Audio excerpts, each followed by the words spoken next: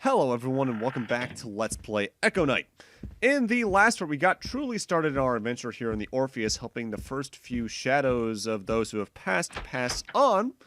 And now that we're done on the bridge section, we're going to be heading into whatever this area of the boat's called. I don't quite remember. Either way, first thing, turn right and turn these switches on. And I forget if it has to be this exact order or anything else to get all the lights on in here, because otherwise the ghost girl's gonna come around and try to rough you up, and that's no good. Now, there's a couple of other doors you can investigate at this point, but to be frank, I'm just not gonna waste any time and just come into this residential hallway where we need to go to progress. Who are you?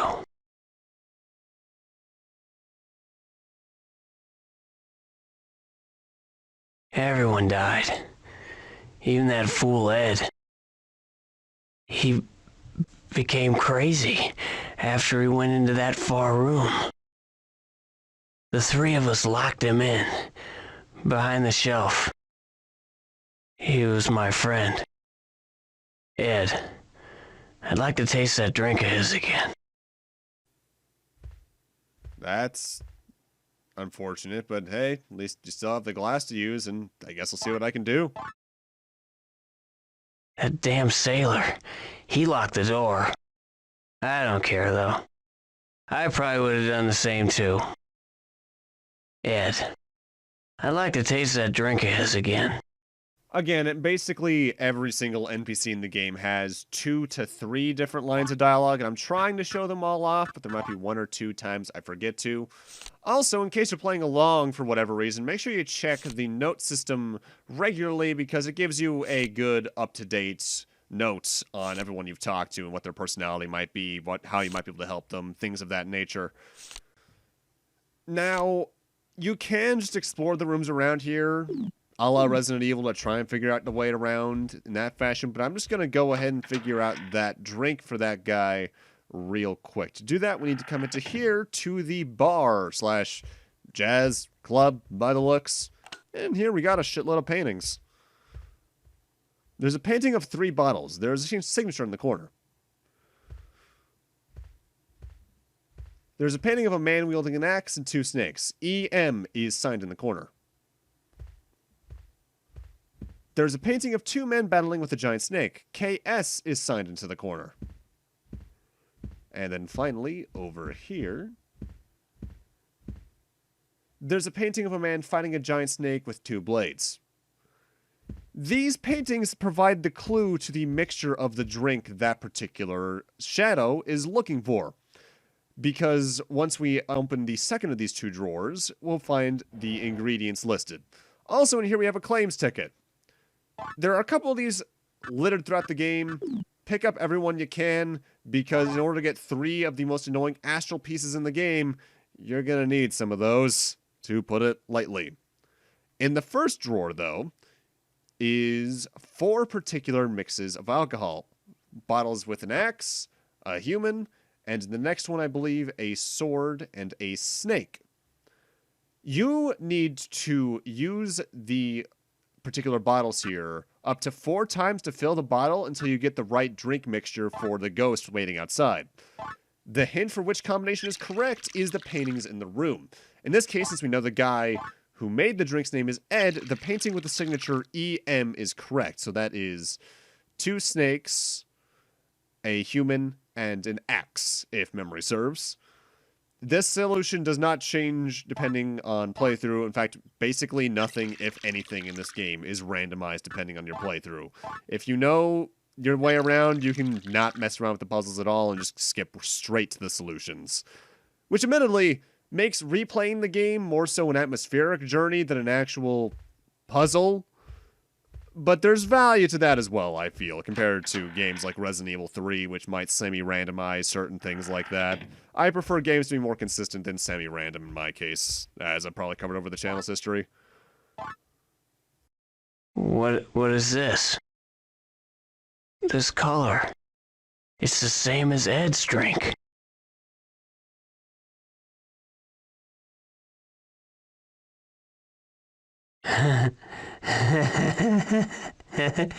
What the hell?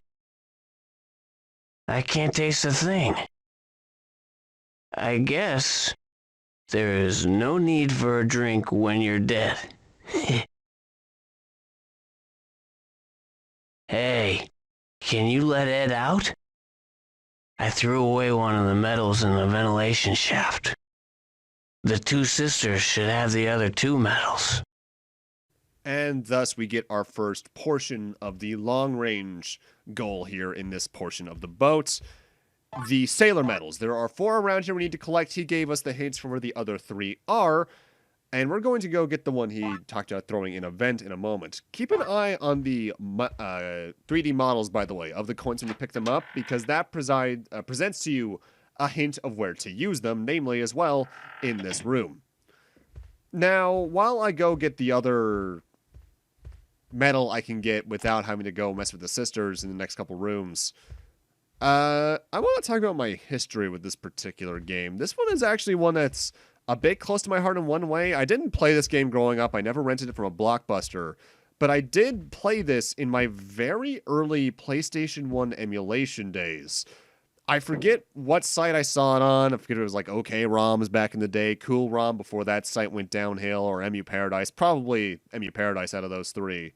But I was scrolling around after I finally figured out how to do PlayStation 1 emulation, and I don't know what about the name just hopped out at me, but something about the name Echo Knight jumped out at me, and I decided to give it a shot. And I honestly forget if I beat it back then or if I only got about 2/3 of the way through. I thought it was fine, but something just didn't click with me with it, so I kind of put it down there. Here's the medal, by the way.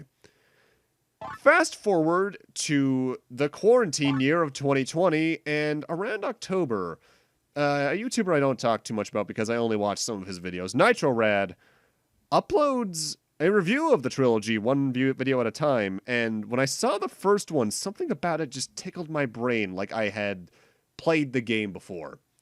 And there was one specific moment in that review where I go, oh, it's this game. And seeing that and seeing someone legitimately just completely gush about their love for the game made me wonder if it was worth a try again. So I came back to it, and I'm not sure if my tastes have just changed. In fact, no, that's probably just it. I think my tastes have evolved since I was probably 14 or 15 years old. And yeah, this game's different, to say the least, but it's so full of character that you can't help but adore it.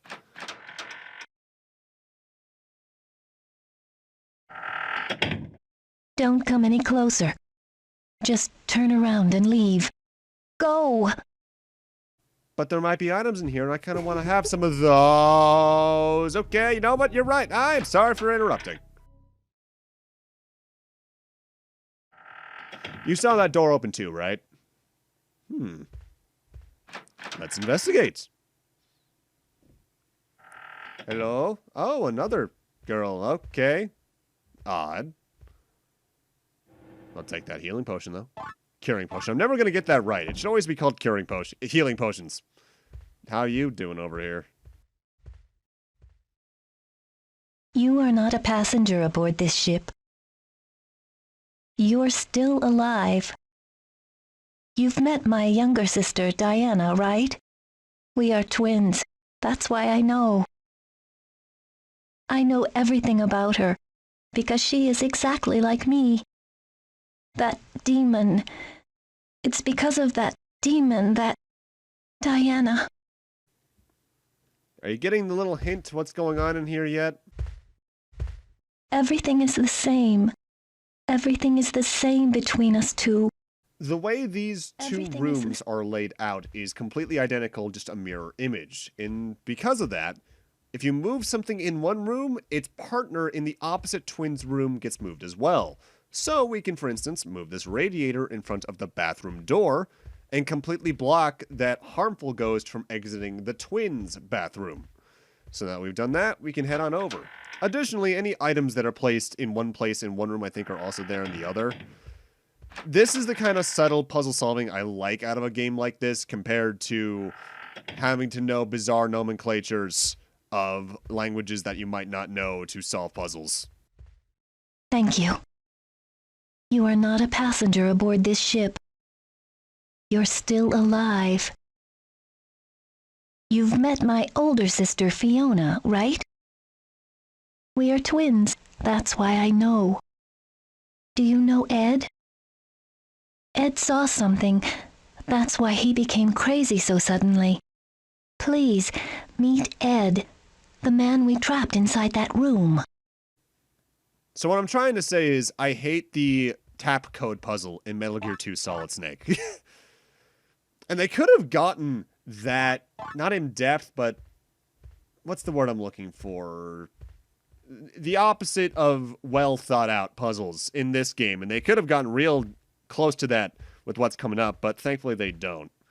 Also, thankfully, the moment that you talk to Diana, I think her name was, I've already forgotten her name, the violent ghost in here no longer exists, but if you take a look inside, that exists. It must be some kind of poisonous substance. I should try to avoid it. And if you do step in that, I believe you do take damage, and you just can't walk over it.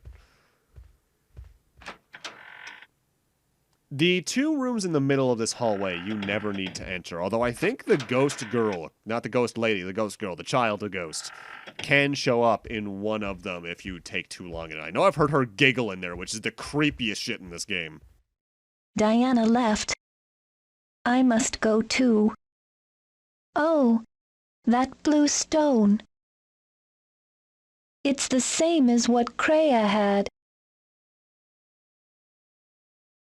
So you must have been the one Kreia was waiting for. Wasn't Kreia the name of the girl on the train back in part 1? She's here? That's an odd coincidence. I guess we'll find out more about that as we go through. Now, something I'm not sure about for the map system in the game, and I want to say this isn't the case, is if the little sub-rooms on certain rooms count, like the bathrooms attached to certain bedrooms. I don't think they do. Some might. It's honestly not worth my time to try and 100% the map anyway, because you don't get anything for getting 100% through it. Either way, we have all 4 of the medals we need now, and if you take a look at them very carefully on the sprites, it's more visible in the 3D models. You can see faint images that match the poses of the 4 statues here doing flag, I think it's semaphore, the language for talking from ship to ship without radios. You just need to place the matching medal within the matching statue. Thankfully, they don't need to spell out a word with it or anything. It's just a match the image thing. With that said, if this game had Silent Hill 2 or 3 puzzle level difficulties, they absolutely would have done that, and that probably would have gotten super annoying and obscure. That's the word I was looking for earlier. Obscure. There we are. Either way, let's go on in here. Bit odd of a Resident Evil door for this puzzle, but oh well. Kind of out of place in the rest of the game, almost. Guessing you're Ed? So you actually found this room. Has Rob told you the reason why I am in here? I saw it happen in that room. I saw the birth of a demon. I lost my mind completely, and I don't remember much after that. Rob, I suppose that drunk fool died too. I want to drink with him again. You know, not for nothing. The voice acting in this game isn't anything super spectacular, but they really do a good job in selling the very melancholic tone of the game, and I really appreciate that they match that well. There's a concrete platform. The shattered debris is scattered everywhere. I'm sure that doesn't play into anything at all. In fact, in general, I really love the atmosphere this game has. At least the first 2 Echo Knights have really good atmosphere. I'm not too much of a fan of Echo Knight Beyond, just because I think the sci-fi of that one is a bit too far gone from what it should have been. My only problem is I think they don't play music often enough, because the music in this game is really good. It just never plays outside of certain cutscenes. If they had a few more tracks, I feel the atmosphere would have just been risen that few extra levels it really needs. There's the words.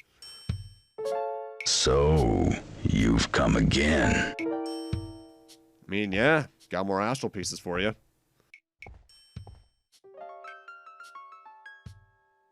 Are you having fun with your journey aboard the ship?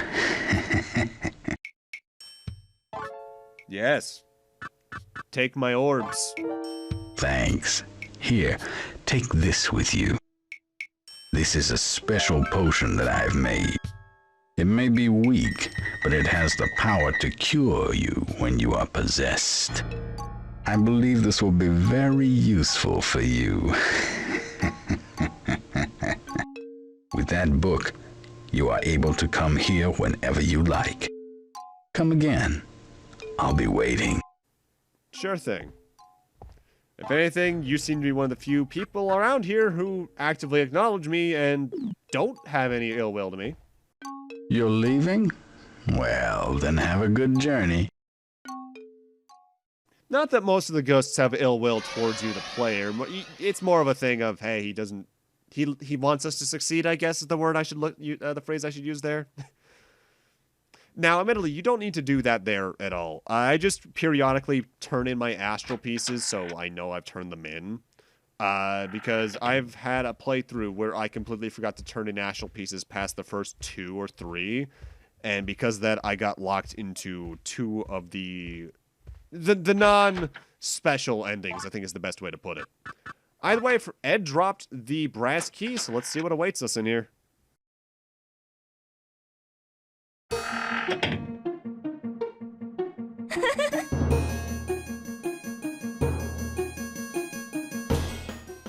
Nope, nope, nope. Also, I should note, certain areas like this, you'll just actively get moved. I am being swung around in a circle there. So watch out and don't get too close, otherwise you're taking some damage. That girl really isn't here. I can hear her cries coming from within a deep, dark hole. She wants someone to find and free her soul. Make her realize that she shouldn't be here.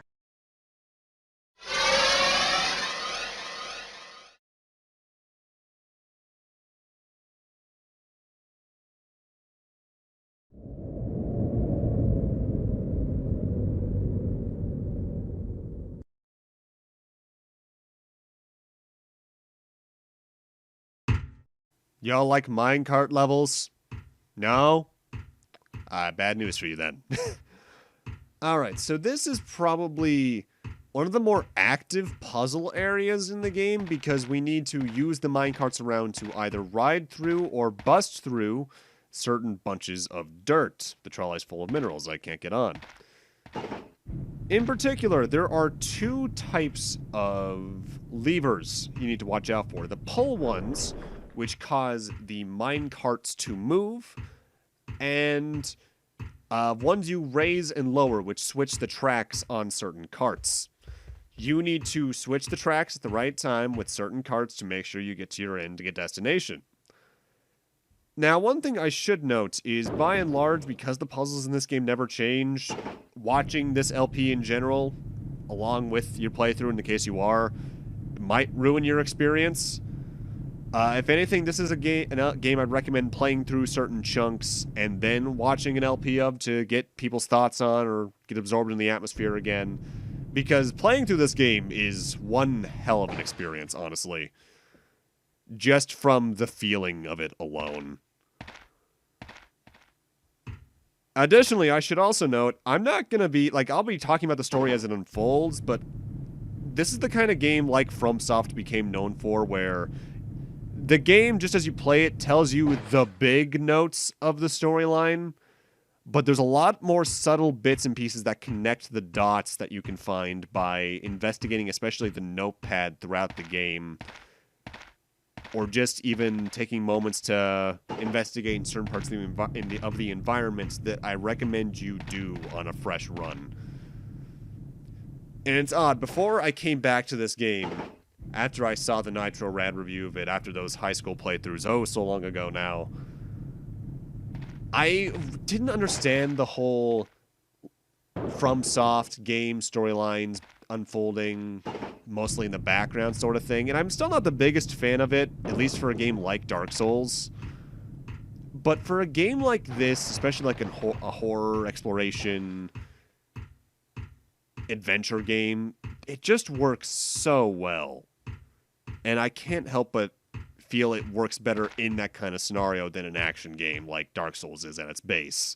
even if it is like a more deliberate action game than something like Devil May Cry, if you catch my drift. There's a rope ladder. I don't like climbing these things, but you know what? If I have to, I have to.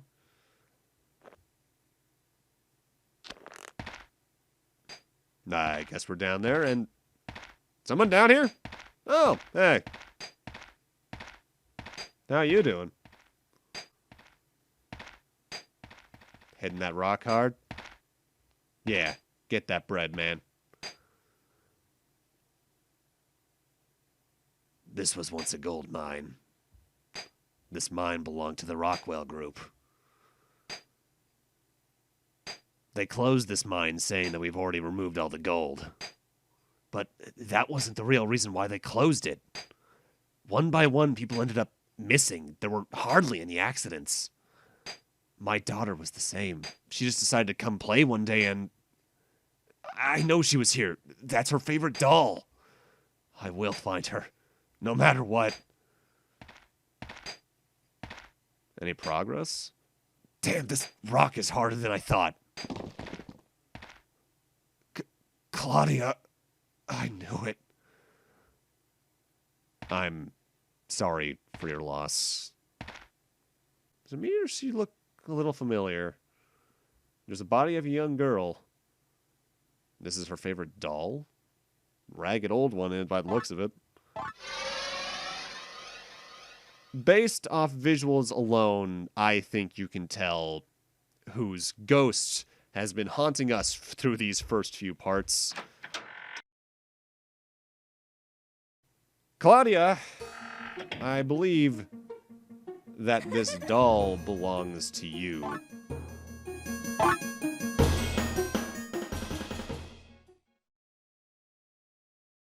My doll. Father gave this to me. And with that, our first enemy is vanquished, so to speak. And that's technically our first boss fight. Also, it's very subtle. But I love the effect that happened there with her face. Where when you get the doll back, it's like the life returned to her body in a way.